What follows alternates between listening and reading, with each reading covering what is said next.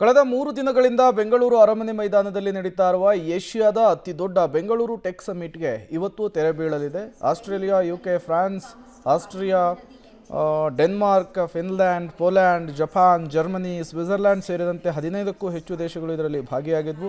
ಹೊಸ ತಂತ್ರಜ್ಞಾನದ ಆವಿಷ್ಕಾರ ಮತ್ತು ಅನ್ವೇಷಣೆಗಳು, ವಿವಿಧ ಸ್ಟಾರ್ಟ್ಅಪ್ ಕಂಪನಿಗಳು ಒಂದೇ ಕಡೆ ಸಮಾಗಮಗೊಂಡಿದ್ವು.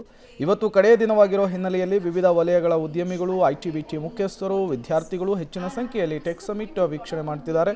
ವಿವಿಧ ಕಂಪನಿಗಳಿಂದ ಬಿಸಿನೆಸ್ ಕುರಿತಾದ ಕಾರ್ಯಾಗಾರ, ನೂತನ ತಂತ್ರಜ್ಞಾನ, ವಿಭಿನ್ನ ಶೈಲಿಯ ಅನ್ವೇಷಣೆಗಳಿಗೆ ವಿದ್ಯಾರ್ಥಿಗಳು, ಸಾರ್ವಜನಿಕರು ಮನಸೋತಿದ್ದಾರೆ.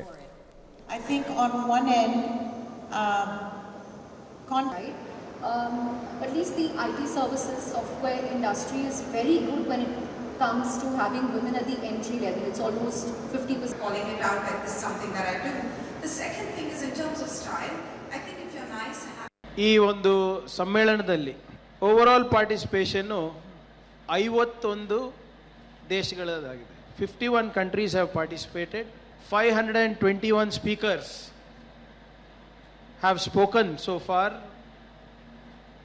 across various tracks. Conference delegates ಆಗಿ ರಿಜಿಸ್ಟರ್ ಆಗಿರೋದು, ಆದರೆ ಎಕ್ಸಿಬಿಷನ್ನು ನೋಡ್ಲಿಕ್ಕಂತೂ ಫ್ರೀ ಇದೆ. Anybody can come and view the exhibition free.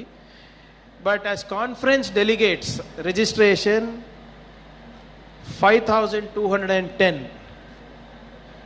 Total number of registered delegates ಅಂದರೆ ಈ ಕಾನ್ಫರೆನ್ಸು ಮತ್ತು ಇವೆಂಟ್ಸ್ ಟ್ರ್ಯಾಕಿಗೆಲ್ಲ ನೋಡಲಿಕ್ಕೆ, ಎಕ್ಸಿಬಿಷನ್ ನೋಡಲಿಕ್ಕೆ ಎಲ್ಲ ಸೇರಿ 15,465 ರಿಜಿಸ್ಟರ್ಡ್ ಡೆಲಿಗೇಟ್ಸ್ ಇದ್ದಾರೆ. ತಾವು ನೋಡ್ದಂಗೆ ಆಲ್ಮೋಸ್ಟ್ ನಮ್ಮ ಎಕ್ಸಿಬಿಟರ್ 683 ಇದ್ದಾರೆ.